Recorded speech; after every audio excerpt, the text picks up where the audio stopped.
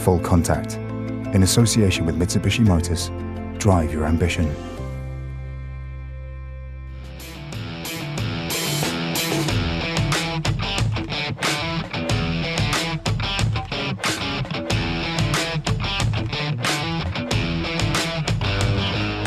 Hello and welcome to Brian Moore's Full Contact in association with the Telegraph and Mitsubishi Motors. Well, what's happened since last time? We're in a better place, aren't we? We've got President-elect Joe Biden and we've got a vaccine on the way for the pandemic. So let's hope that works out well. The 2020 Six Nations is finally in the history books. Attention now turns to the up-and-coming Autumn Nations Cup, a 5-week tournament which features a Six Nations side alongside Georgia and Fiji. As ever, we'll be across every game here on Full Contact over the next 5 weeks, starting with today's episode where I'm joined by a very special guest. He's a 2-time British and Irish Lion, a 4-time Champions Cup winner and a former European Player of the Year, now plying his trade with London Irish. I'm sure you've guessed if you follow rugby, and even if you don't, it's Sean O'Brien. We'll be discussing his recent book, Fuel, where he details his career for Ireland, Leinster and the Lions and gives an insight into, well, what he says could have made him an angry young man. Whether he turns into an angry old man, we don't know. But we'll get his thoughts on lots of things, including working with Joe Schmidt, the impact that recurring injuries have had on his career, and how he sees the future of the game developing post-COVID. As ever, we'll be also answering your questions, and we'll be taking a closer look at some of the work that's done at grassroots level as part of the Mitsubishi Volunteer Recognition Programme. But without further ado, let me say welcome to my guest for today. It's London Irish's Sean O'Brien. Sean, I never had really long-term injuries. I don't know what it's like. It must be frustrating. How has it been for you since you moved to London and trying to manage that with settling in? Yeah, it's been interesting, Brian, to say the least. It's been a long process. I suppose I was only 3 or 4 months into a 10-month kind of rehab program when I started with London Irish. So I knew I had a bit of a uphill battle against me coming over here, but one which I was willing to face, and it was something that there was a good transition between Leinster and London Irish, and the S&C staff and physios, doctors, etc. all kind of knew what was going on. But when it's something long like that, you set yourself up goals every week and from week to week, and then the longer term one is to get back playing. And thankfully I did that, but lockdown happened the week after. So, I mean, look, I don't want to overplay this, but did it help the Irish connection at all, or is that something that's gone now, really, in terms of London Irish, cosmopolitan? No, there is still, there's a lot of staff there that are Irish. You know, going back through history and stuff, obviously it has a big connection with Ireland, but I suppose bringing in a few Irish players now as well has brought that back into it, and it's something I suppose we want to try and reconnect with the fans as well, which will be a big part of it, and moving to Brentford is going to help that with with the amount of Irish around the area. Yeah, I know Mick Crossan very well. He's one of the Power Day people who's been, runs the club. He's a good lad. If you ever get a chance to say hello to him, please do so. Look, the new surroundings, it's coming at a very difficult time for everybody. Just how atypical, how different has it been, from this sort of thing to what you've been used to before?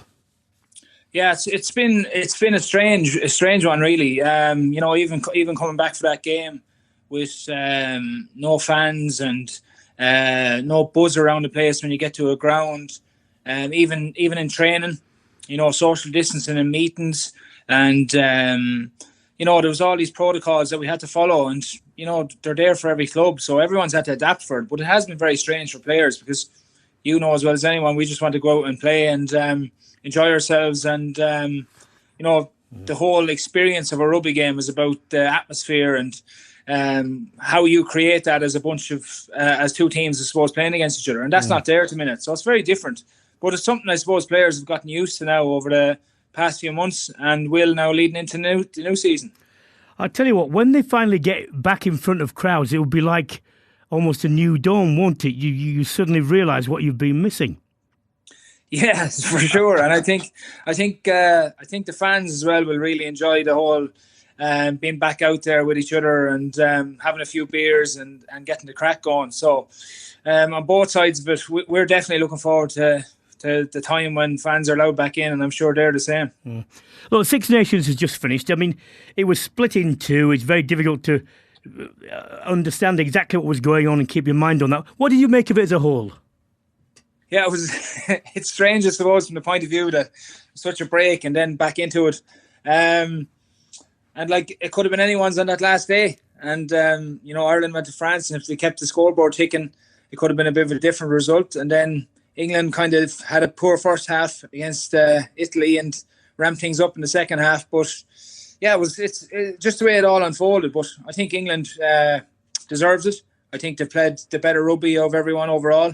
France are starting to show glimpses of what they're able to do, and Ireland are in kind of a transition phase, and it'll be interesting to see how they go now over the next couple of months leading into this autumn series. Well, I mean, I said it at the time that the mistakes that Ireland made were sort of atypical because there were a lot of set-piece things went wrong. That really doesn't usually go. Can you define, how that happened? Like, you can't really put your finger on it. Looking at the game, it's a bit different, But yeah, there was a few areas, I suppose, where we were usually Loctite that weren't, and a few mistakes and individual errors, etc. So, maybe it's a bit of prep. Maybe it's just this whole new kind of game we're trying to play, or they're trying to get used to at the minute, because it's definitely probably not the way Joe used to do things, and Faz is trying to put his own stamp on things. Yeah, well, I'll tell you what. I've got a question here, but I'll shelve it till later because that's part and parcel of the Leinster stuff and what have you. Just go for finally on the rugby that's coming up. The autumn series and the Six Nations is coming up as well. They are going to be under different conditions and so on. What would you like to see for the tournament and specifically for Ireland from those two tournaments? Well, I think you want to see a certain style of play, and I think that's what will happen in the next period of time, especially with the Irish setup. I'm hoping that you'll see exactly the way they're trying to go about their business. They've had probably two opportunities to do that now, and you can see that they're a little bit more unstructured in the way they're playing. So that development is exciting in a way, because we have young, exciting players coming through. And in general, I think it's going to be, teams, the more that they're with each other now and in camp, etc. at the minute, they're going to get better. So it'll be interesting to see how the rest of the countries go. Like likes of France and England as well. Not having England hadn't a game before that Italy game, so they're only going to get better too. So it'll be a wide open tournament again. Why don't we get stuck into Fuel, which is your book written with alongside Jerry Thornley? It strikes me your path into rugby was slightly different to a lot of other people's, because you played several sports. When did it become clear? What made it clear that this is the one out of all the others that you were going to go for? Yeah, probably when I was just 15, 16. We have a youth development program which is for players in clubs like me. So I'm from a junior club back home called Tullow RFC, which is just a really small club out in the country, train Tuesdays and Thursdays and play on Sundays. Whereas the schools are training every single day, play 2 games a week, etc. So it's a very different system. So I first started out with South East Leinster, which is a big trial of like 180 players. That gets whittled down to a South East team who play against 4 other regional sides within the Leinster province in a weekend blitz. And out of that, then the Leinster Youths is what it's called, is picked, and that's 35, 40 players. And so I missed out on that the first year, didn't get picked. I was 2 years young, and then the second year I played number 8 in that team, and that was the start of it for me. That was at 16, 17, playing Leinster Youths. I ended up captaining that side into provincials, and then on to Irish 18s, Irish 19s, 20s, etc. the whole way through, and then got into the academy after the second year of being in the Leinster setup. So it's a very different route. I think Shane Horgan might have been the last one who went through that system. Do you think the private school system gives an advantage early on, at least, to the players who come through that? Absolutely. In terms of so much stuff, but rugby knowledge, S&C, skill base, definitely all have an advantage, because, as I said, we're only training Tuesday, Thursday nights, maybe for an hour. The other big thing with clubs is at the minute is that they're trying to upskill the coaches to get to that level of the more private schools, because they are training every single day. The coaches are good coaches. The rugby people, they know what they're trying to do, and in turn, the knowledge is passed on to that younger generation. What could be done about that, in your opinion? You look at the way the All Black system is, in terms of letting their All Blacks go back and play club rugby during the week if there's no game, etc. That could be a big thing for, first of all, the youth of the club to see someone from an international level coming back and playing. So I think that could be something that could be worked on in Ireland a little bit more, is actually letting the professionals come back and play a game with their whatever club they're affiliated with, whether it be senior or junior club, during the year. That's create a good buzz. And then the other thing is upskilling coaches that are outside the school system regularly, to keep them up to date with what's happening in rugby and how it's progressing, and trying to stay ahead of the curve. So they're two areas, I think. One is letting professional players back to the clubs and let them play a few games during the year if the schedule allows. And the second thing is just upskilling coaches. You made it to the Leinster Academy, and you suddenly look around and you see a young Cian Healy, a young Devon Toner, who I presume was still big then, and a certain Johnny Sexton. Now, do you remember looking around and thinking, I'm better than these, I'm as good as these, we're all going to be stars, some of us are, or what? No, when I went in there first, they had, like, Cian Healy was a freak. He still is a freak, but he was a freak in the gym. Like, he was massive. I was just like, I hadn't lifted a weight at that stage. I was just farming at home. And the same with all those boys. They were after being in the system for a couple of years in terms of their school system, which in turn was through Leinster, really. And coming in at the start, I was a little bit in awe of them all, and I had a lot of catching up to do in terms of my skill base, in terms of my S&C side of stuff. And but once I got going at weights and I caught up with them pretty quickly, and then you feel a lot more comfortable when you get a little bit bigger and you're winning collisions, and your skills are improving all the time. So you fit in pretty quickly. But at the start, I was like, these boys are really, really good, and they're a lot better than I was. Mm-hmm.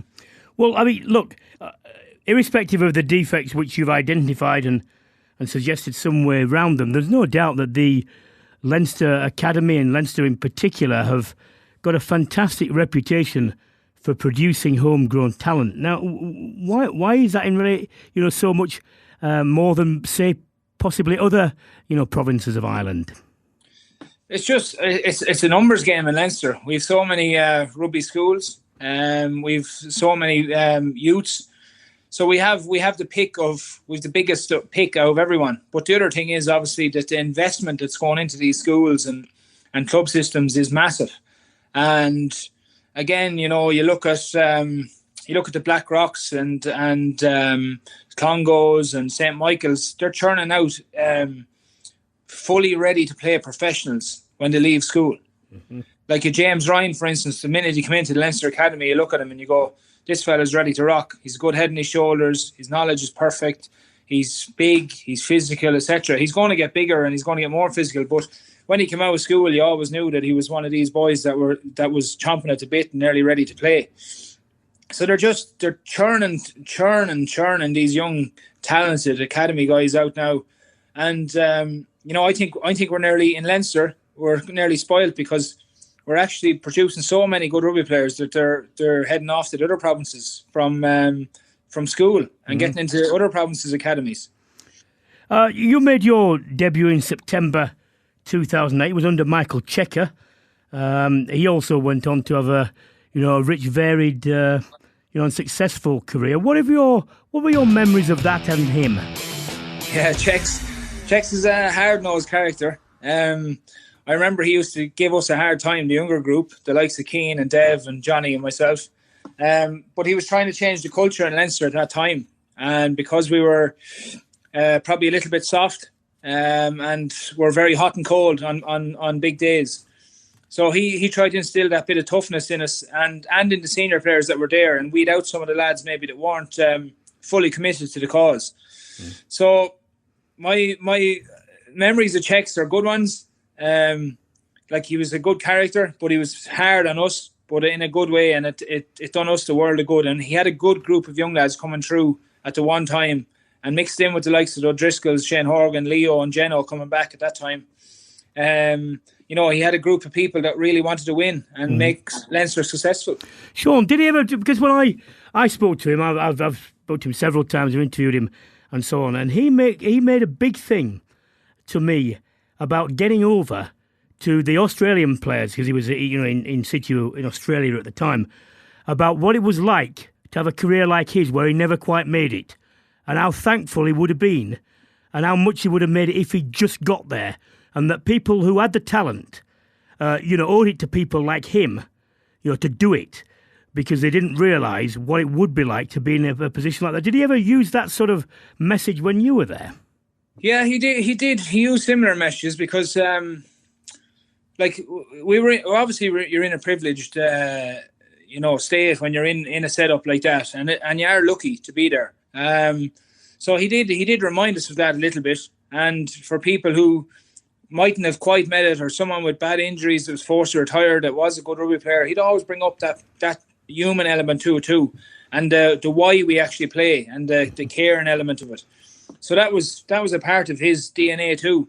But at that stage, I suppose it was he landed in when there was a lot of good players that he had to just get a bit hard-nosed with and make sure that he drove the setup in the way we needed it driven at the time.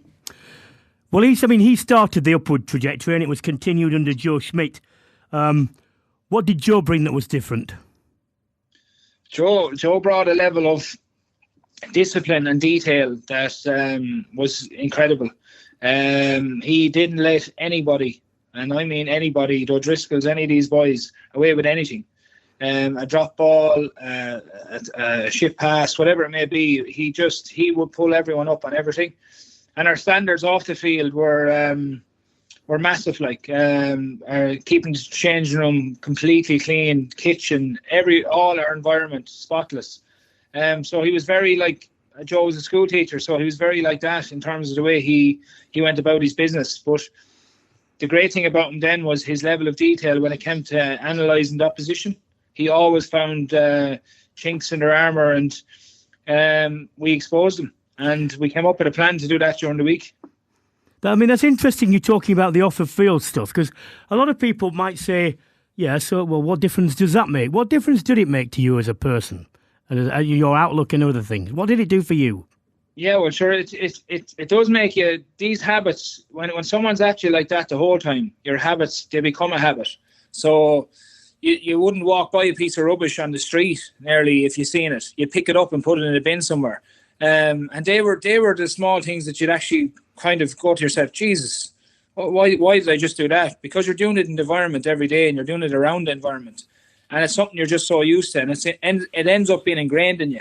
Mm-hmm. So there was a lot of stuff like that, and the discipline aspect of it on the field in terms of giving away penalties and a training giving away penalties. There was none of that really with us. It just wasn't tolerated.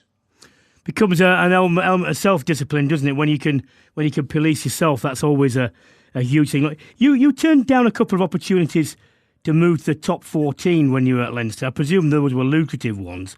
Yeah. What are your thoughts on the rules about players not being selected internationally if they do that? Yeah, it's a tough one. I suppose in Ireland, when you leave that's an unwritten rule.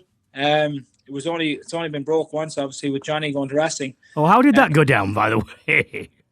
Well, I suppose he was so good at that stage that you're kind of saying, "Jesus, we need him, and bring him back." But I suppose they would have been in the rights not to, but they did anyway. So we didn't really think about it at the time, but I think it's going to be interesting going forward, especially if crowds don't come back in to stadiums and stuff soon in Ireland.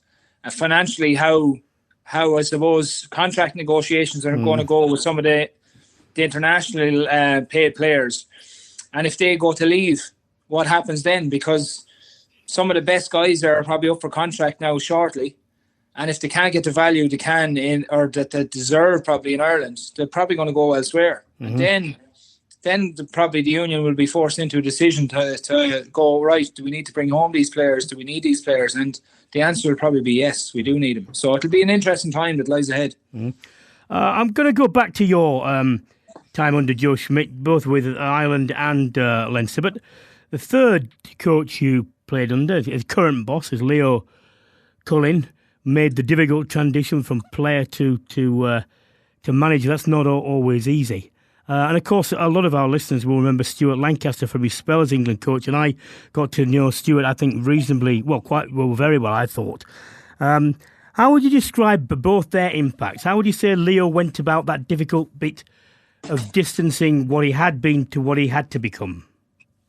Yeah, it was very evident straight away with Leo in terms of his transition, because while I played with Leo for a long time, the minute he became our head coach, he flicked the switch, and I suppose you have to when you're in that situation. So he wasn't the same there wasn't the same crack obviously that would be in him on a normal day when you're a teammate, but he flicked the switch in terms of still being a person and being able to manage you really well, like he always was as a captain too. So Leo's very good at having tough conversations with people, and you soon seeing that in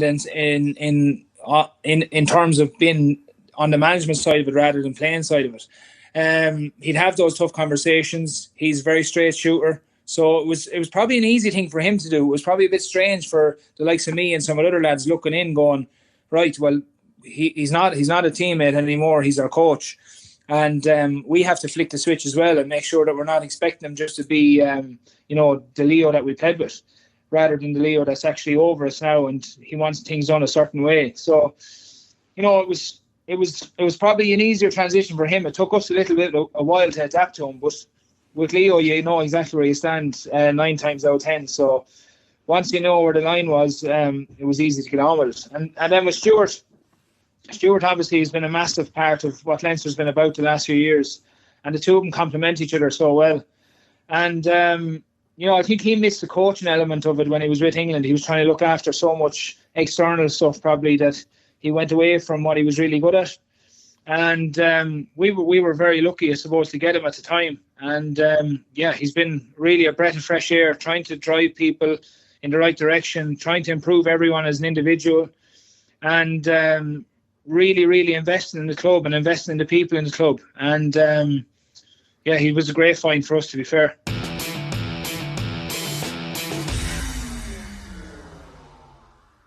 "56 caps for Ireland, Six Nations title in 2015, 2 World Cups. Can you pick out a couple of highlights from that? I think the 2011 win against Australia was certainly a highlight of the World Cup.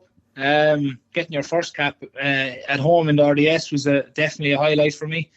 In 2009, denying England the Grand Slam. That was one of the good days as well. And then we've lots of bad days as well. One of them, like the day in Murrayfield actually was a great day when we won the championship after England and France played. But then you've lots of bad days as well. The 2015 World Cup was probably a bad day for me in terms of, it was a great day beating the French, but missing the quarter final afterwards one of the worst in my life. So there's been some good and some bad, but pretty pleased. Can I just ask you about this? I mean, because I've looked at Ireland for a long time, obviously a lot older than you, but for many tournaments, Ireland have rightly been talked of as, you be careful of Ireland because they could do something special. So many times that has been said, and so many times it's gone wrong.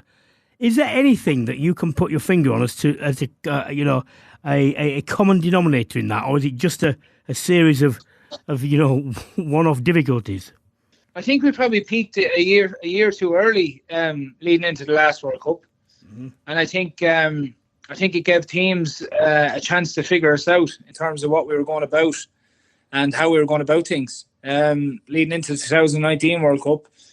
But then you kind of, that's one side of the coin. You look at the other side of it, and in that All Blacks game, you look at the first 30 minutes and 2 clear-cut opportunities, and we run into each other, and 2, we don't throw a pass. Like we walk in both times. So there's plenty of ways of looking at it, but I just think with World Cups they haven't gone well for us. Definitely haven't, and I think the 2015 one was the closest. If we hadn't all those injuries, we lost probably 5 of our most physical players for that RG game. That was probably our best shot. Any time you play New Zealand, obviously in the quarter final, you're going to be up against it. But there's hopefully in 3 years time, it could be a different story with the group we've coming through. We chat a bit more about injury struggles, but can you tell me what it was like missing out on the Japanese World Cup, and ultimately you knowing that probably Ireland career isn't going to end on your terms? Yeah, it was a difficult place for me to be mentally, but I had enough of struggle, I suppose, for that season leading into the World Cup with my hip, and I just couldn't take any more of it, and I knew something had to give. So it was either get this operation and see it as a work, or just finish. And once I made the decision, I was happy, but from 2015, I really, really, really wanted to make amends in 2019, and that was a massive goal for me. But my body didn't allow it, and it was easy enough watching in the end, to be fair, because I knew I wouldn't have been contributing the way I'd have liked to have been on one leg over there.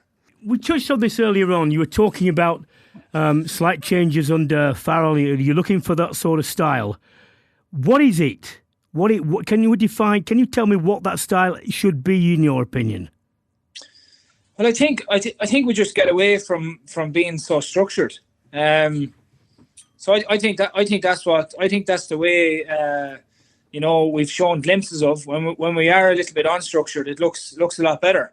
I think physically against the bigger teams, when you play a structured game, if they get stuck into you and stop your first couple of phases, it's a hard game to try and play, and it's very attritional. And we don't have big massive men like a Billy Vunapole or a Maro Itoje. Like, we don't have that size of people to win collisions in that kind of arena. So I think we should get away from that aspect of it and just play a little bit more and throw the ball around a little bit more, because that group that they have coming through now is plenty skillful to do that.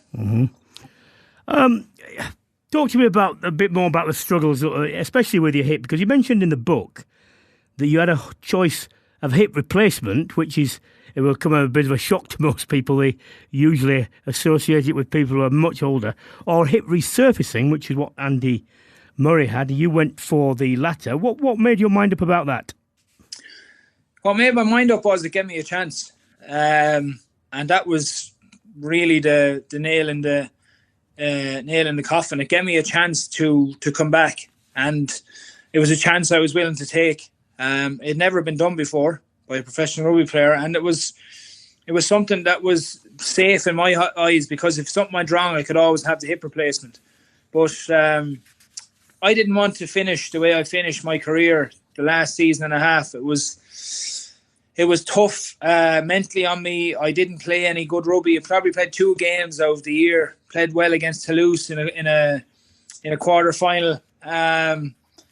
But other than that, I was struggling with a lot of pain, and I couldn't run or get up off the ground quickly, etc. So it was. Sean, what keeps you going through this mentally? Because it's all right saying I've got a goal, physically I'm doing this, that, and the other, but mentally there must be a huge drag on you as well. How do you cope with that? What do you do?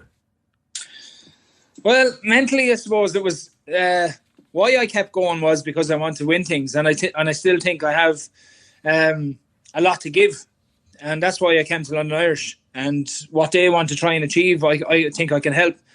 And mentally, to get away from it all, to switch off, I think I have a good balance now between rugby and life outside of rugby. So get my head right. If I'm muzzled over something, I'll go clay pigeon shooting usually for an hour or two, and that clears the head and gets me back hungry for the next day of training. But I think I still have a lot to add in the game, and that's why I'm still playing.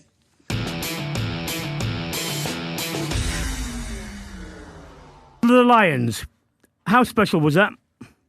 Yeah, two incredible tours. The the pinnacle, I suppose, of any professional player's career, and some serious memories made on both tours. And going to Australia and then going to New Zealand was incredible, and made some great friends as well on both tours, and in contact with them boys still. And it was an absolute privilege, to be honest.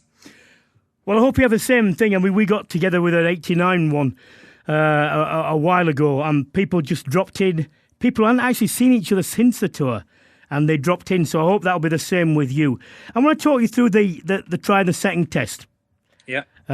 Went down, well, go down in history. Can you talk me through a pitch side version of that, please? Pitch side version.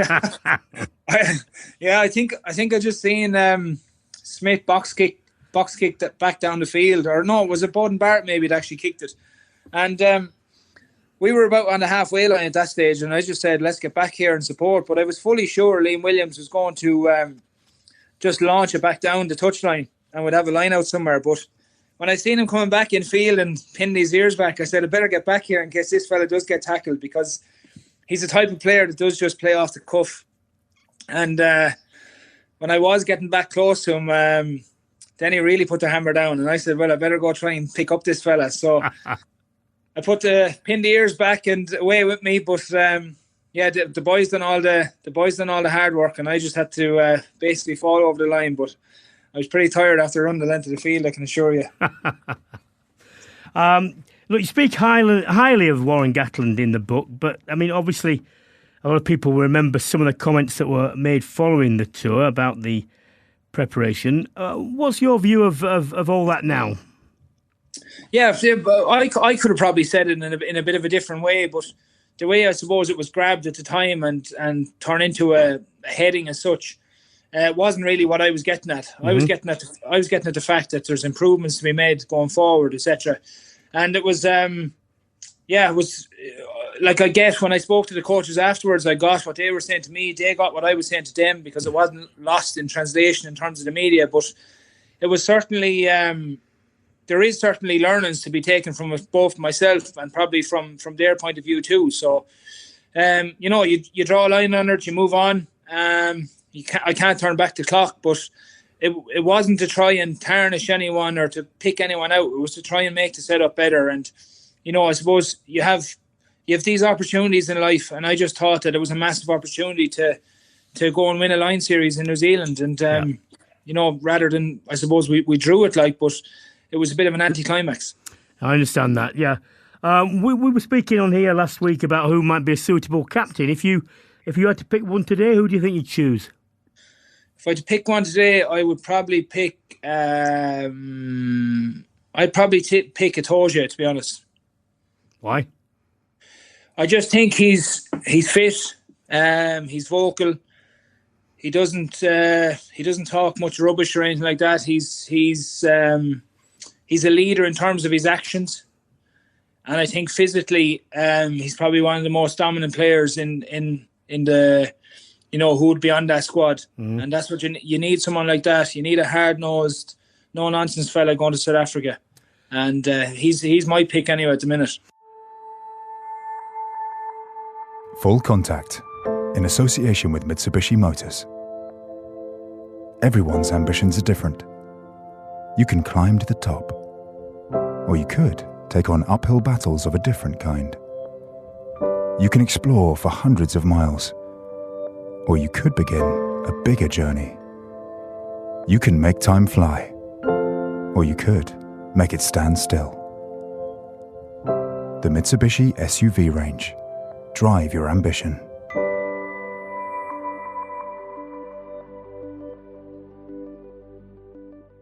In partnership with England Rugby, Mitsubishi Motors runs a volunteer recognition programme to provide the rugby community with opportunities to recognise and reward the volunteers who are the heartbeat of the game. Now, throughout the autumn, in association with Mitsubishi, I will be chatting with a selection of rugby volunteers to hear their stories and shine a light on the brilliant work they've done during these most challenging of times. My guest for the third instalment is Jordan Mattinson from Whitehaven RUFC. If you don't know where Whitehaven is, it's a long way from anywhere. You get to Lakes and you keep going. Hello, Jordan. Hi, Brian. Yeah. Look, I hear you and Whitehaven RUFC have carried out fundraisers for your local NHS, selling T-shirts and so on. What made you decide to do this, and how were you involved? Well, it was myself and a fellow called Glyn Thompson who set it up. We'd obviously seen on the internet clubs down the country doing it. Mm-hmm. And obviously we've seen this a lot much of a strain the NHS got put under with all the cases and people being in ICU and everything like that. So we thought we'd like to try and give a little bit back. But we were kind of the first people around here to do it. So it's just like recorded the market kind of thing. So we ended up selling, I think it was for 482 shirts, something, well, 483 because everyone went the other day. I think it was 483 tops. So it worked out something like £3,500 or something for the NHS. Wow, that's brilliant, mate. Yeah, I mean, talking about the isolation point, one thing which is very pertinent and germane to you, isn't it, is the Great North Air Ambulance. And I know you also hosted a fundraiser for that. What did that involve? It seemed to be a charity that kind of got left by the wayside while people were fundraising for other charities. It seemed to not be forgotten about, but it wasn't as in the forefront as anyone's mind, if you know what I mean. So we thought, how can we try and help them out? So while we were in lockdown, we organised a couple of fundraisers with the air ambulance. What they do, they usually get people to donate clothes and books and DVDs and stuff, and it gets weighed in for £1 a kilogram. All right. It just gets bought by charity shops. So we advertise it on Facebook, saying, would people like to come and drop off? Obviously, if everyone's in lockdown, you've got time to sort through your old junk, haven't you? Yes. So we said about people dropping stuff off, and I think over the course of 3 drop-off days, we ended up with 23 tonne. So it was £23,000. That's outstanding, mate. It shows you how much money's in people's rubbish as well, doesn't it? Like how much money you've just got sat there that could be helping people. Yep. Well, I don't look. This is a tremendous. That's 2 things. I know there are also other things that you and the club have done to support the rugby or your local community during the pandemic. Can you tell us anything more? We got in contact with all the care homes in Copeland, which is like our local constituency. Because obviously the residents weren't getting to see their families for at the time. I think it had been 4 months. So we organised another drop-off day for things like books, adult colouring books, puzzles, boiled sweets, DVDs, stuff like that. We made boarding boxes. We went and delivered them to each care home. Well, look, Jordan, it's been a tough and challenging time for rugby clubs all round the country. Not able to really play much, only the minis and bits and pieces going on. I'm quite, to be honest, I'm quite afraid for the future of some clubs. How have Whitehaven come through this? What are they doing to try and positively react to make sure the club comes out of it the other side? Well, one thing that has been a bit of a positive through the lockdown is give us time to improve the clubhouse. A lot of the work's being done by the lads, like all the ripping out and a lot of the things. The clubhouse has been totally renovated, which has been. Well, look, we'd open it's put us in a good stead, really. Well, look, I mean that's brilliant. I mean, I've heard all the things you're doing. People like you, that we can't get enough of them. Can I wish you the best? Thank you very much for all you've done for your community. Good luck to Whitehaven. Let's make sure that they come out of it the other side positive and with a new clubhouse. It's great to speak to you, Jordan. Thank you very much. Thanks very much.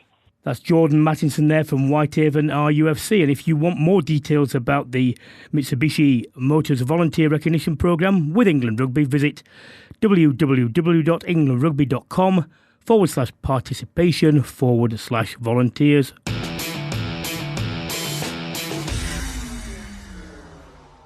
Sean, it's been fascinating. Why don't we wrap up with a few questions from listeners? You'll be asked these all the time, so you can give us the standard answers or not. Who would you rank as the most talented player you've played with? Irish, for start off, first off, Ireland. Most talented I've played with, it would have to be O'Driscoll that I played with, because he could do stuff that other players couldn't do at any given time. And toughest opponent? Richie McCaw. Why? I can guess, but you tell me why. Yeah. To be honest, I used to review videos of him after playing against him and stuff. He was always where the ball was, around the ball, a constant nuisance. a constant threat. He was just incredible. He had everything to his game. He really had everything to his game. And even his carrying later on in his career, he improved that compared to earlier on in his career just as a poacher. So he evolved with the game, and he was the benchmark for us all, I think. Paul Williams says, such is the focus on the breakdown, is it time for 2 open sides to become the norm?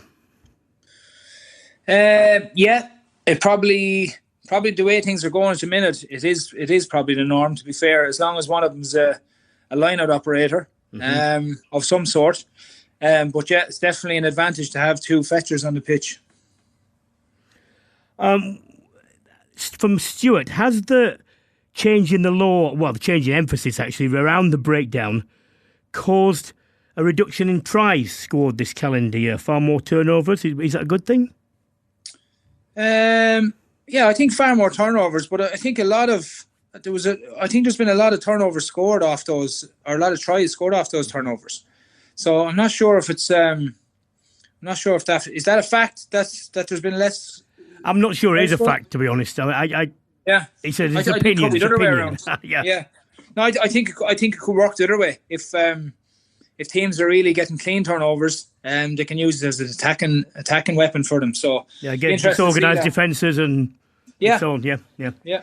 Stephen said, throughout your career, which rule change, or which, I'll put it this way, I'll modify a bit. Which rule or law played most to your strengths, and which was the hardest to adapt to? Which was the hardest to adapt to? I think now is actually probably, now with the latest rule around the breakdown is the hardest one to adapt to, because it's so fast. Yeah. So you either have to make that split decision, that smart decision, really quickly indeed, whether you're going for a poach or you're going to sniff it out somewhere else. Because if you go in and get blasted out, you're down a man in D.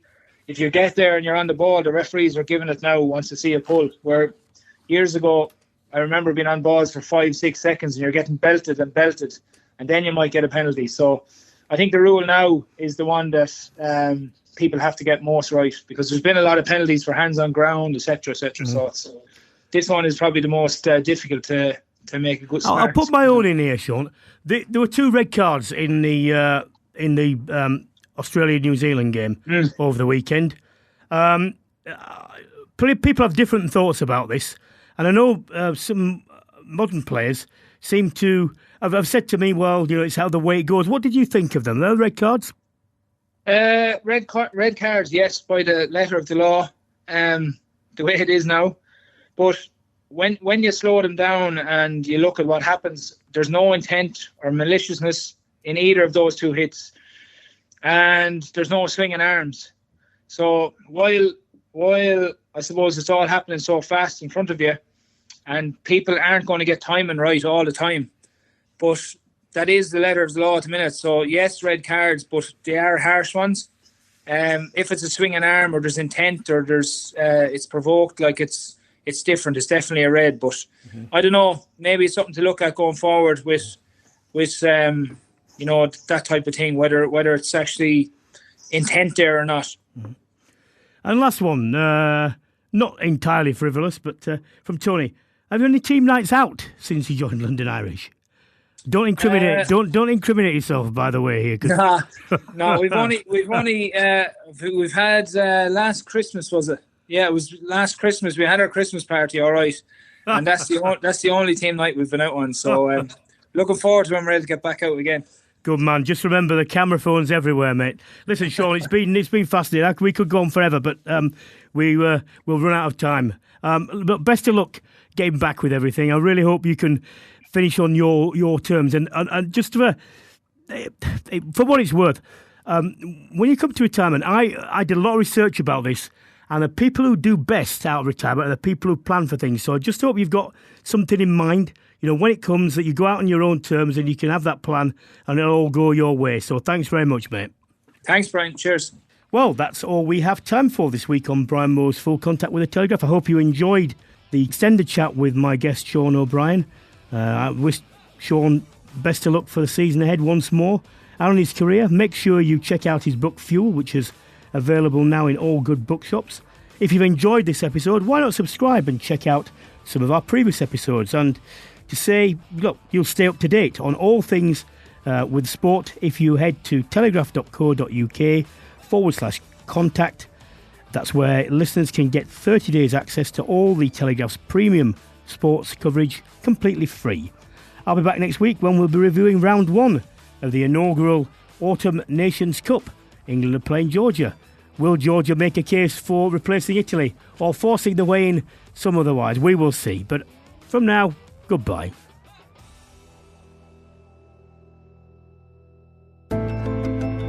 Full Contact. In association with Mitsubishi Motors. Drive your ambition.